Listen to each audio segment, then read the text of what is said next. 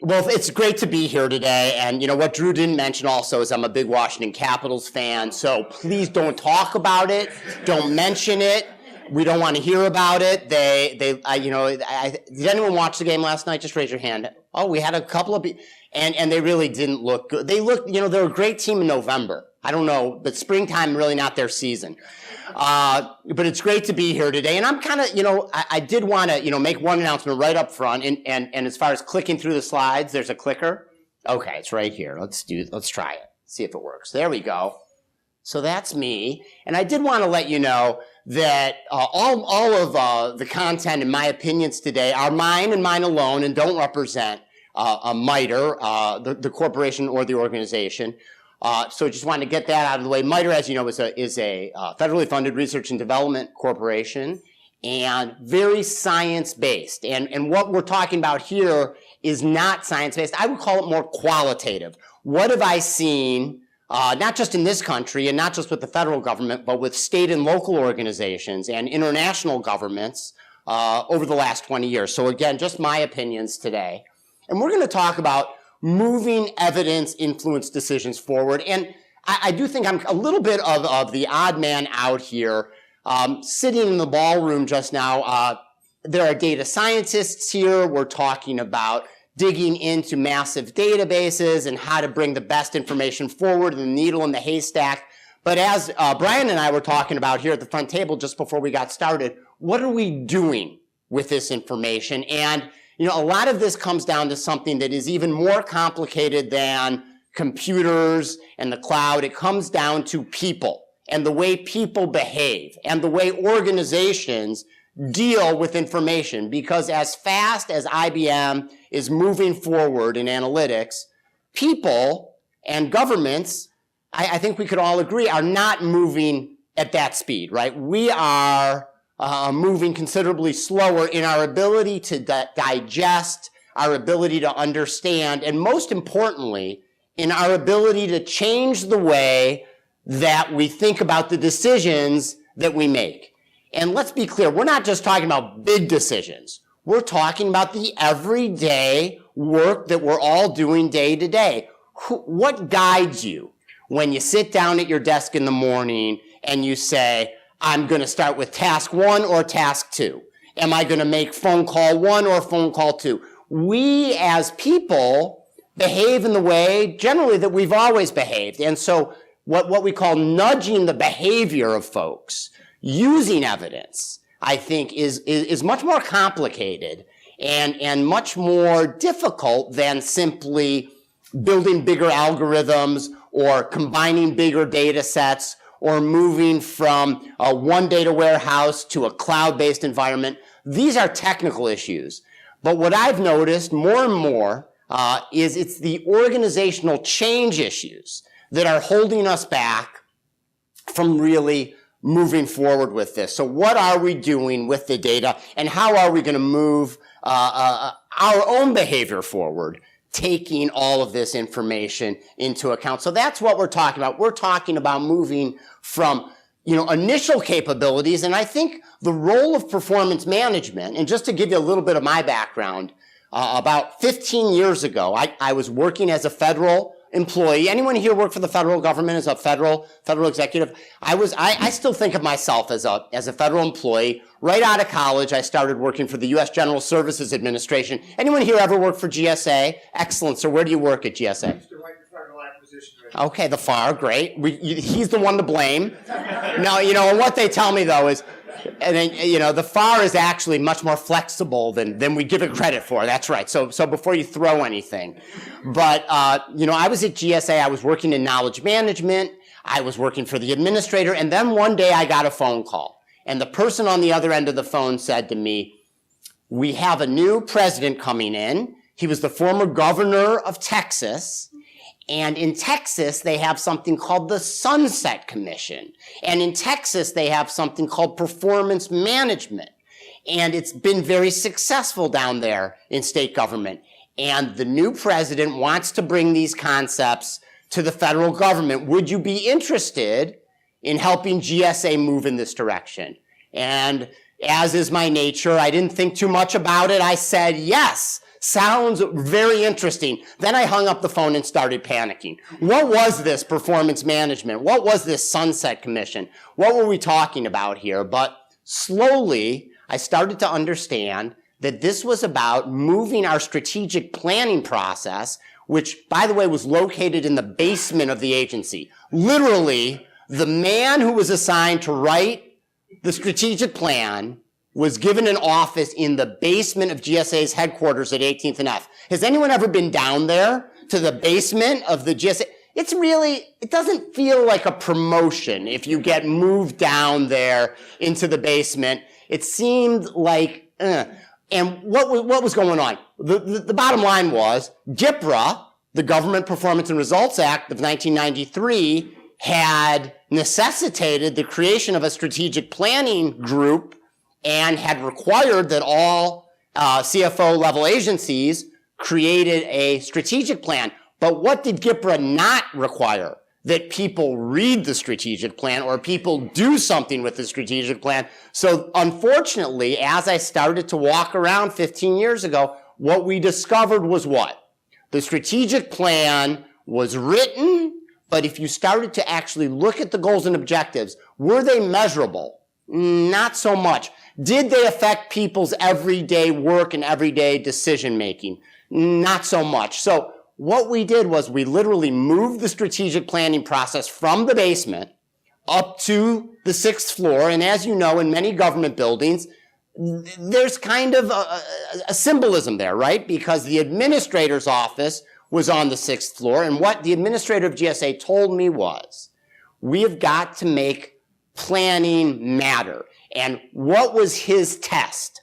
What did he want to hear? He told me he wanted to hear hallway conversation.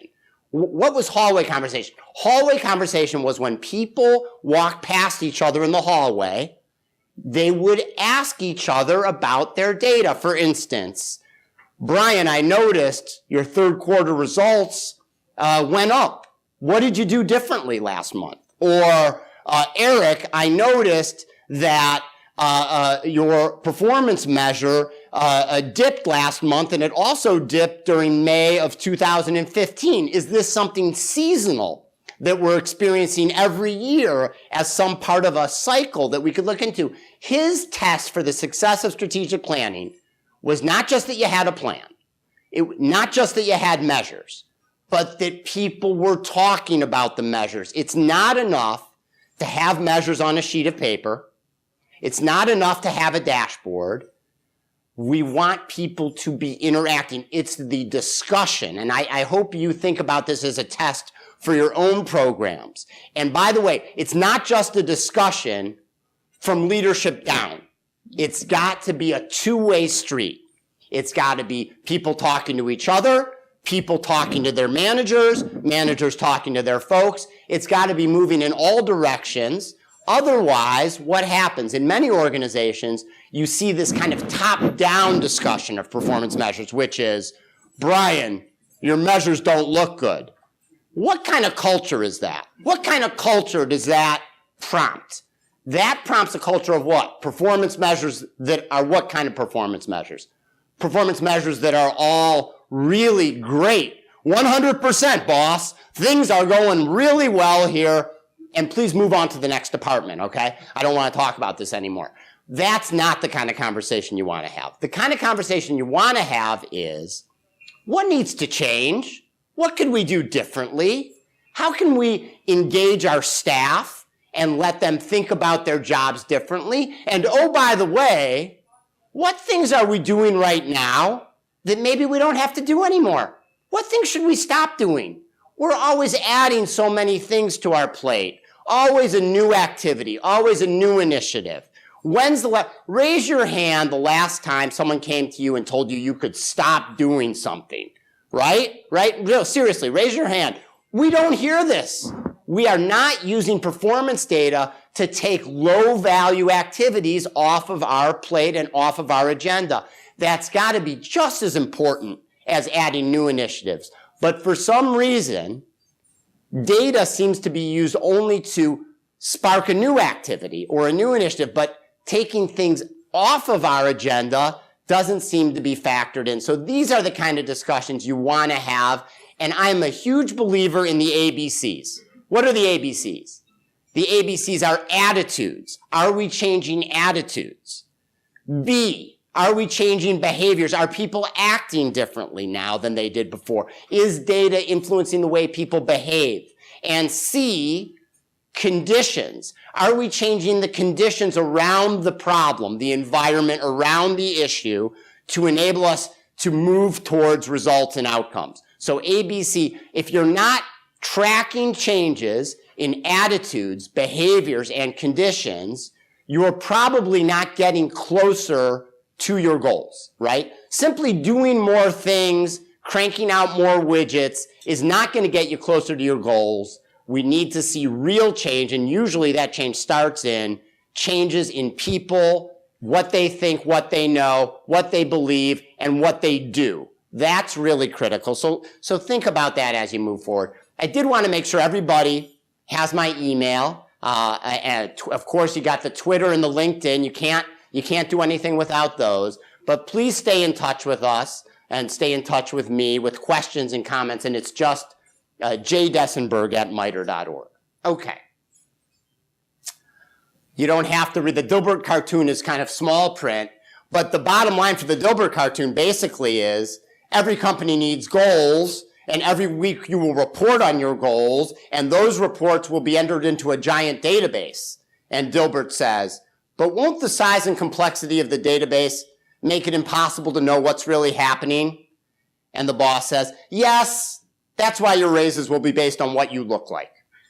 And they say, and bummer for you. Anyway, what are we talking about here? We're talking about collecting data that is not used. We're talking about measuring what? Too many things. Are we measuring too many things? How many things is enough things to measure? I know Watson can read in 7 languages and he can measure millions of things, but for us, and of course, you know, these applications do make sense, I think, for things like healthcare and science and space. I mean, obviously, I'm a huge believer in this. But for management of your program and for people to decipher what we're doing, what does the research show? The research shows that people can remember about 5 or 6 key priorities. Once you get past 7 or 8 things, people start losing track, right? They can't remember what's priority number 1, what's priority number 2, and what's priority number 3.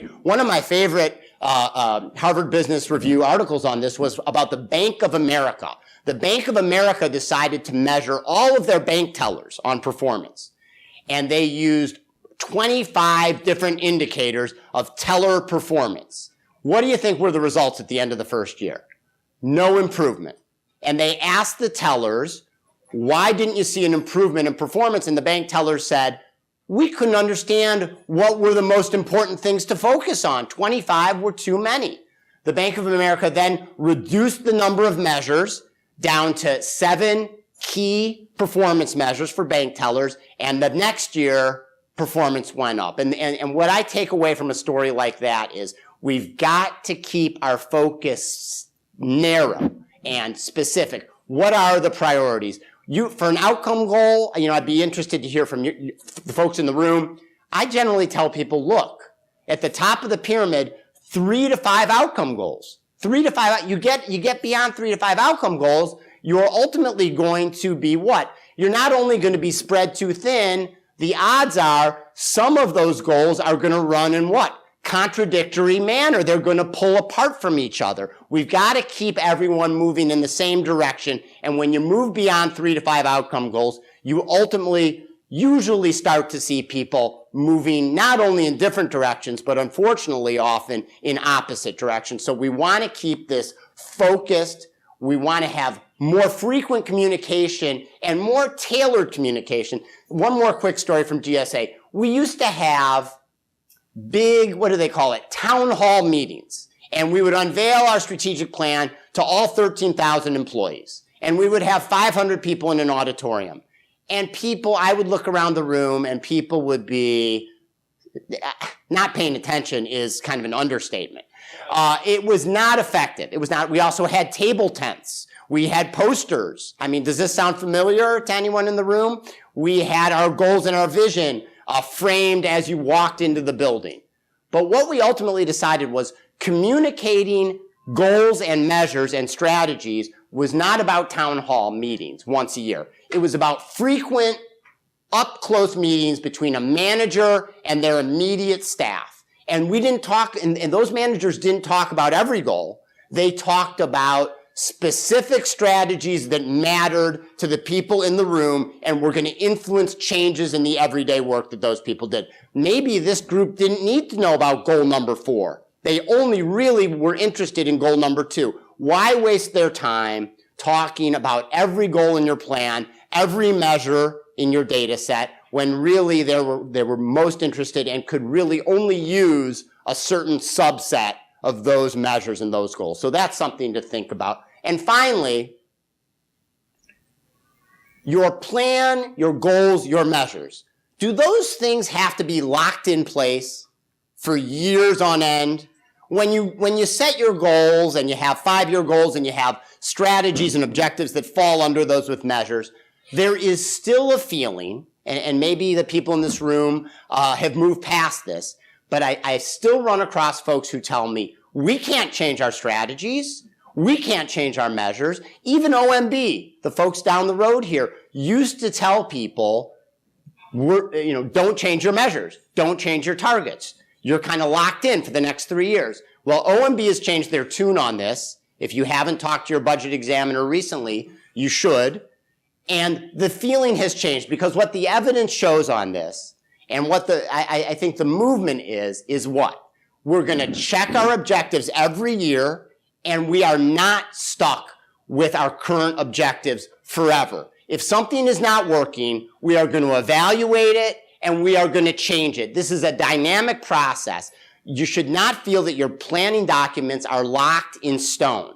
That is, I think, an outmoded way of thinking about goals, objectives, and measures. We are testing, we're evaluating, and we're reassessing. Are we getting closer to our goals, or are we moving further away from our goals? And if a current strategy has been underway for a couple of years and the evidence shows that it's not effective, we're going to move away and we're going to try something different. That is what the latest iteration of OMB Circular A11 talks about. Has anyone been involved in a strategic objective assessment review process where you review your objectives at the end of the year? Brian's been involved in that. A couple of folks have been involved in that. That's what we're talking about. We're talking about assessing, measuring, evaluating, and then changing what's not working. Okay, we're going to go through the rest of these pretty quickly. Nothing really here. I want to get to kind of the meat of this. One of my favorite studies was a study that came out of Forbes magazine last year, and it looked at why do 9 out of 10 companies fail to execute their strategy? Why are 9 out of 10 companies unable to translate what's in their plan into action? And just one of the things I wanted to point to you on this chart, there's 4 reasons that they looked at, but what I think one of the ones that is the most interesting to me is what they call the management barrier. 85% of executive teams spending less than 1 hour a month discussing strategy. Less than 1 hour a month discussing strategy. What are we talking about here? We're talking about a reactive culture, not a proactive culture. And it's extremely difficult to keep organizations focused on proactive planning versus reactive tactical readjustments, right? So what do you do about this? And I think the critical piece here to get folks to act and think more strategically is to insert it in their calendar. We're trying to get people's time. Time is critical. And, one of the things at GSA, we had a rule. And the rule was you needed to be up to date on the performance data before you came to the quarterly performance reviews. The quarterly performance reviews were not about rehashing what was in the scorecard and the dashboard. You needed to be up to speed on that, and the time that management and leadership sat together was going to be about what? It was going to be about what? It was going to be about problem solving and trying new solutions. So think of your performance review sessions. It's not show and tell. We still see quarterly performance reviews that kind of act and feel like show and tell. Here are my measures. Here's what the data says. And then you run out of time before you can talk about ways to solve problems. We want to focus almost all of our time in these critical sessions on solving the problems, not rehashing the data. And the other aspect to that is what? Something I mentioned earlier. We don't want people coming to these sessions with only good news. I know it's very tempting. Every manager wants to show off how well they're doing. That's part of the culture of this town. People are nervous. Failure, low performance, that makes people nervous and uncomfortable, and they're worried what's going to happen to them. This is the cultural change we're talking about. We want people coming to these sessions with their hard problems, not things that are going well, and that really involves leadership changing the culture of performance, and that's what I want to really stress during my few minutes we have today. I just wanted to kind of list 10 issues to watch as we move forward. One of the issues I wanted to just talk about today real quickly is how are you using your strategic assessment process? And by strategic assessment, I mean listening to your stakeholders, listening to your customers. How do you bring that information into your analytics process and your measurement process? And what I wanted to just kind of quickly touch on here is some people are assessing their environment and the strategic landscape before they even set their goals. What I'd urge you to think about is have your goal setting session first and then bring in information from your customers and stakeholders on what? What must change? What must change? You don't want to have your customers or stakeholders setting your goals for you, and you don't want to listen to kind of a general overview of your operating environment. What I've seen as more successful is set your goals at the leadership level first. What do you want to achieve? And then bring in stakeholders for a strategic assessment on why are we not there? What is holding us back? But the more specificity you can bring to this strategic assessment phase, the more value you're going to get out of your stakeholders. Don't bring them in too early. Don't bring them in too late. Bring them in at the right time to help you think about what needs to change in the near term, how would we measure progress, and then you can use that information, I think, much more effectively to identify what are your near-term objectives. And by near-term, we're talking 18 to 24 to 36-month objectives. What are your leading indicators going to be to help you achieve your goals? So something to think about. Timing your engagement with your stakeholders appropriately to get the right information when you need it. Issue number 2. This is what I like to call the doctor's analogy. When you go to the doctor, what does the doctor ask you? Does the doctor ask you, what prescription would you like?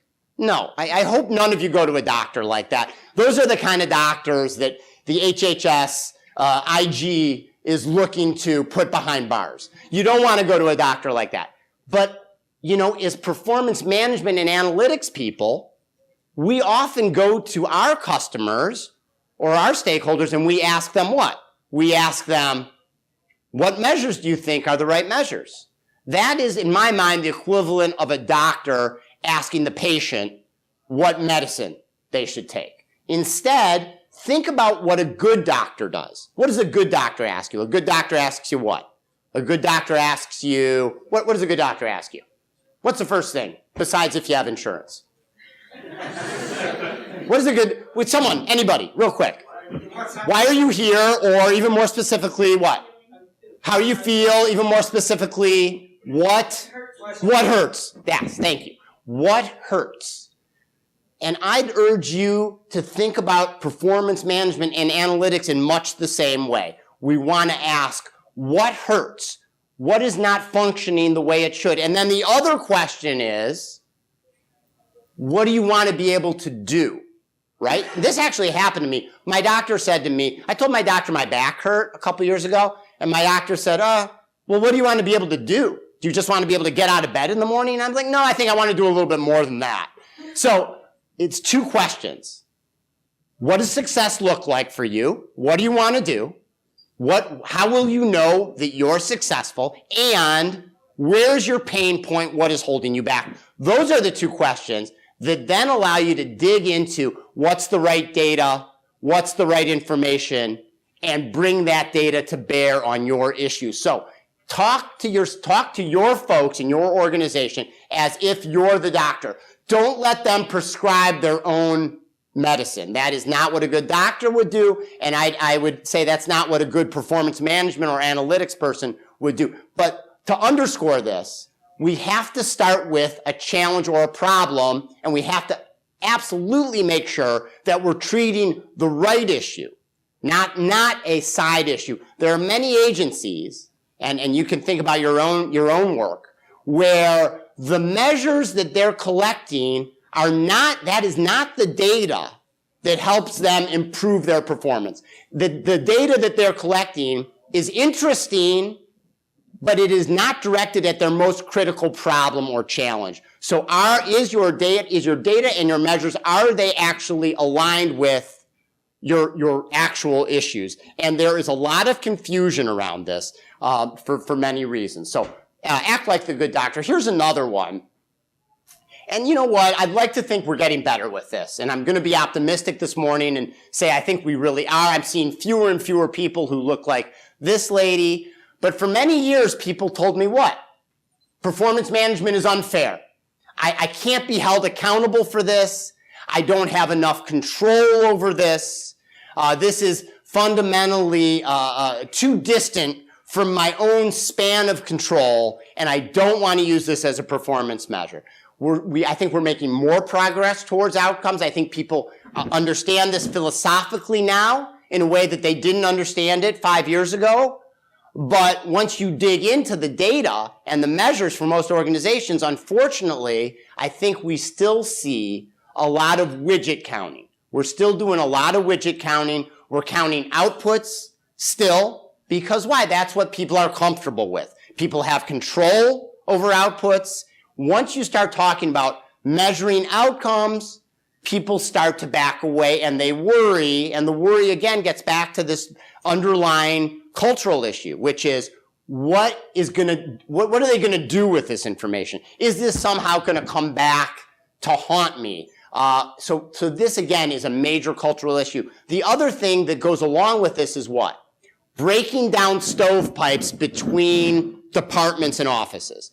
Because most outcome measures, you only see success when you have multiple offices and departments working together. And the way we're structured, unfortunately, from a budget perspective, from an appropriations perspective, from a management perspective, doesn't always allow us to break through those stovepipes and start to measure and manage in a way that we can show progress against outcomes. If you can't get through those boxes, you're going to be stuck counting outputs and widgets. It's only when you can somehow crack through that organizational barrier that we can start to see progress on outcomes. And this is a big issue. You know, a related issue here, is anyone familiar with the Data Act that was just passed? Raise your hand if you know about the Data Act. That is great. You guys are really geeks, I'll tell you right now.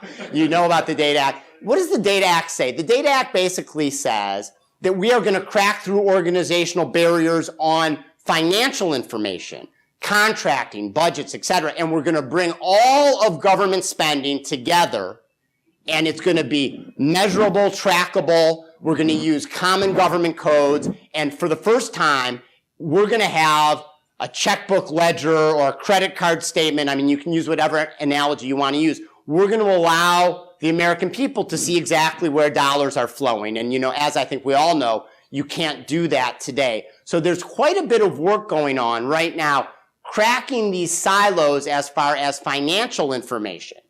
What I think we want to do, we want to leverage the Data Act and also crack through stovepipes on performance information as well. So I think we're moving forward on financial information. As some of you know, I guess, the Data Act is due to be implemented a year from this month. By May of 2017, all 24 CFO level agencies will be required to have a transparent way of looking at their spending, and you will be able to see where the money is going, who's getting the money, et cetera. It's going to be a major breakthrough in financial information.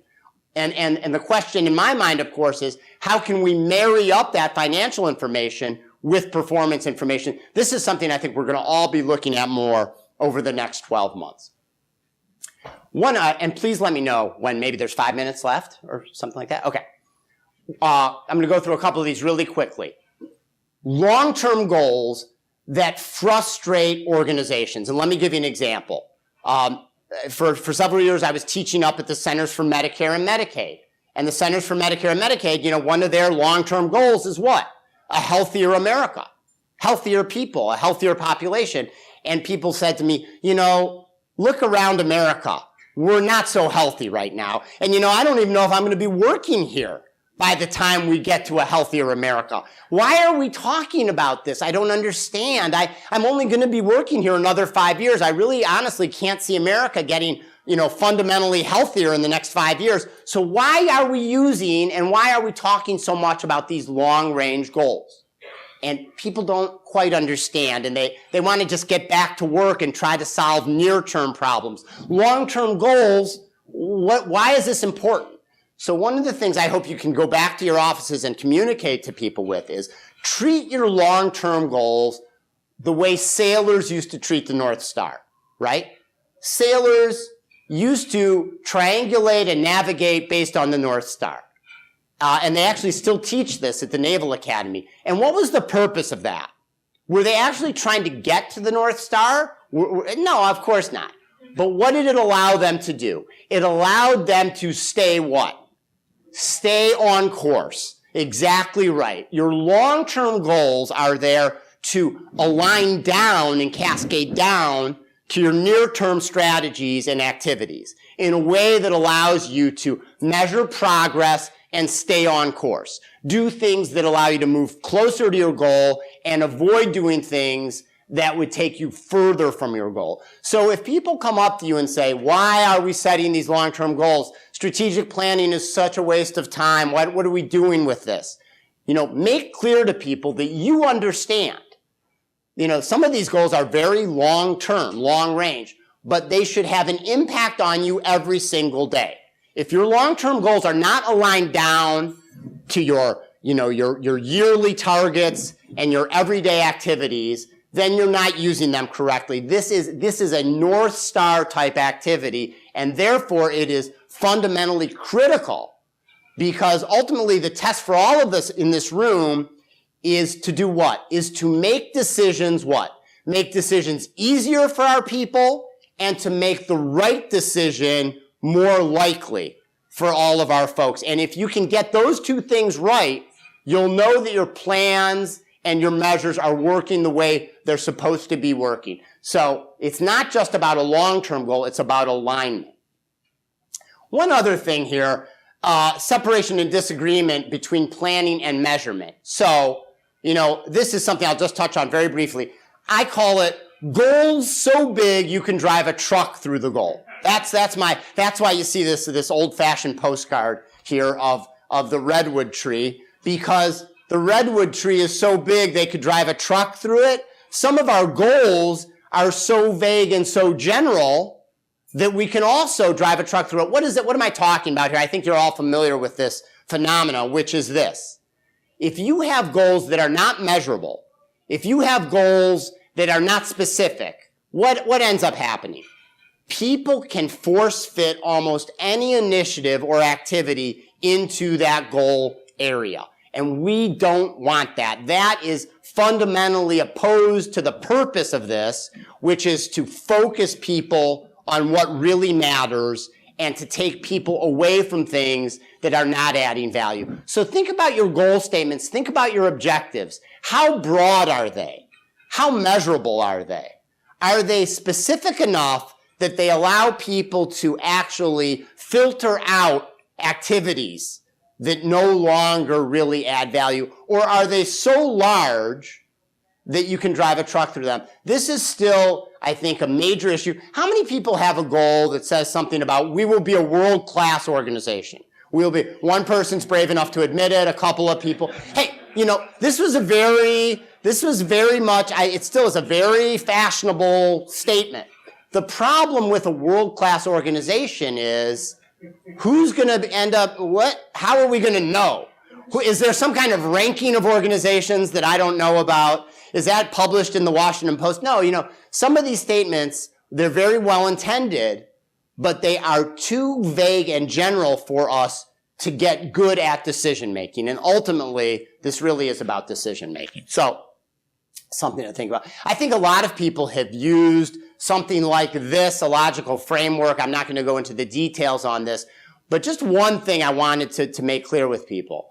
We've got to encourage folks at all levels to speak up when something does not make sense, when the logic does not really work. It's called a logical framework because it's supposed to be logical and be, you know, evidence-based, etc. Unfortunately, oftentimes what I've seen is, and you may have seen this as well, we have a lot of activities on the left-hand side, we have very broad goals on the right-hand side, but this red box in the middle, and those are my favorite terms, attitudes, behaviors, and conditions, the red box in the middle is missing, or the red box in the middle doesn't make clear how these activities will lead to those goals. We haven't really captured the logical connections and the cause and effect connections. We should be able to say, if we conduct these activities, then we will see these changes and we can measure these changes,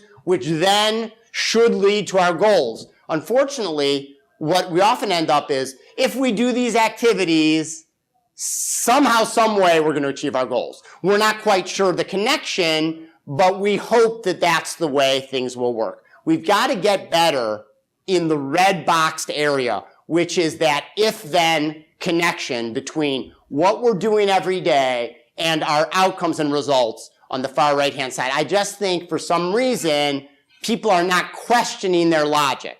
And the real value in a framework like this is not publishing a plan or submitting a document or putting something in a spreadsheet. The real value for this kind of framework is the discussion.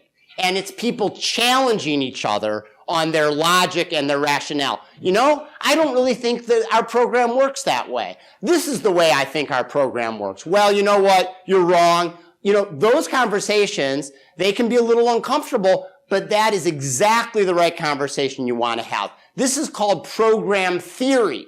Theory. I have a theory about the way our program works. And here's my theory. You may have another theory.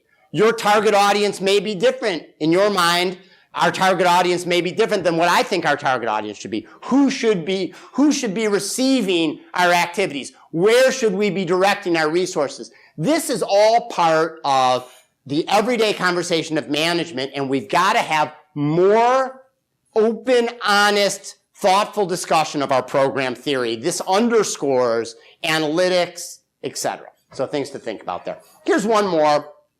And again, please let me know. How many measures are too many measures? On the left, you see the Apollo spacecraft from the late 60s. So many switches and buttons, etc. And then on the right, you have the dashboard from my 1997 Saturn that has 114,000 miles on it. Still running great, by the way.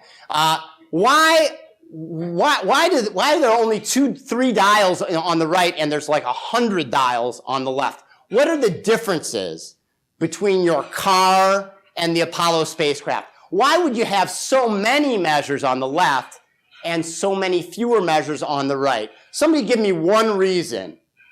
Well, yeah, Eric, why so few measures on the right? Well, the complexity of the operation is significantly different. So more complicated. What's another difference with the mission? And Eric's moving exactly the right way. The mission. What's the difference? Yeah. So, meaning what? Like so Here, this is just outputs. So you're controlling more here. There's more things for you to do. On this side, you're more of the recipient of the information. Exactly. And then, of course, there's the other thing, right? Which is what? If your car runs out of gas or something happens, you can just pull over. If your Apollo spacecraft runs out of gas or something happens, there's nowhere to pull over. No rest stops up there. So think about your mission. Think about how much information do you need versus how much information are you currently producing. These are issues to think about. Not every program is the same. Getting towards the end of this, I want people just to think about one more concept today. This concept is, who is receiving your product or service? I like to call this the center of gravity, right? Which is your target audience.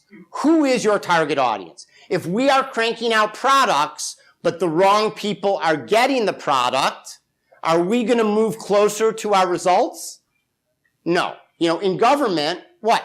Our success hinges largely, especially in the federal government, our success hinges on other folks using our product and services to then move forward. Whether that's grant money, whether that's public service information, whatever we're producing needs to flow through a target audience who will then do something with it. What are we doing with the information? And there's so many examples here, but I do think, you think about a third of the federal budget, the discretionary federal budget, that is moving through grants. Just think about that. A third of the federal discretionary budget is moving through grants, which means what? We're reliant on the grantees and on the ultimate recipients of the services to do something to get us towards our goals. We, here in Washington, we do not directly have our hands on those levers, which makes this model and this concept, I think, so fundamentally important for the kind of work we're all doing here with the federal government. We've got to think more carefully about these people. Who are they? How will we know that they are taking the product or service that we're providing and it's moving them closer to their goals? That's why you're seeing so much attention right now on grantees. I don't know if anyone is familiar with the new uniform grant guidance that OMB has just pushed out, which is very much outcome-based. They're trying to get grantees away from just compliance reporting. They want grantees to start reporting on real results. What is happening? How are you taking federal resources and translating that into results and outcomes? This is something that we badly needed for some time, and now we're starting to see progress. So for your program, who specifically is that center of gravity? And how specific have you been in targeting a narrow audience? Sometimes people say to me, oh, my audience is the American people. No. That is not your audience. I would almost guarantee you should have a more specific or targeted audience than that audience. Who are they? So things to think about with the center of gravity. Okay. One thing I did want to, I want to leave you 5 minutes. I'm going to leave you on this note. Measures, I have a saying. There's no such thing as a bad measure. There are measures that are not placed correctly. Many people have good low-level measures, tactical or activity measures that are important to track as a tactical measure, but they have put them at a strategic level, right? So we have the right pieces in the puzzle, but we don't have the overall framework to put that piece in the right spot.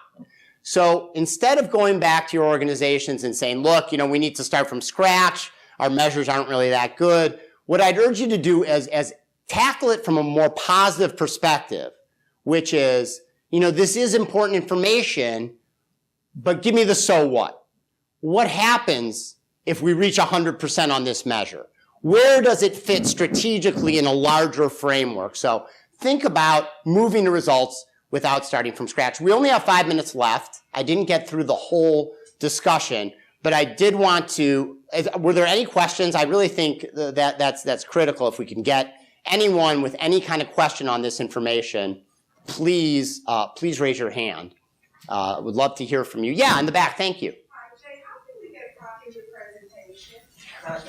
Oh, how to get a copy of my presentation? Well, let me talk to my management on that. And Eric and I are going to talk about that. I have to get it reviewed, and I will get it. I have not had the chance to get this completely reviewed. But what I'm going to do is I will have IBM get in contact with you and let you know on that.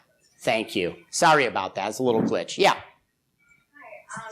I really liked your North Star. Thank you.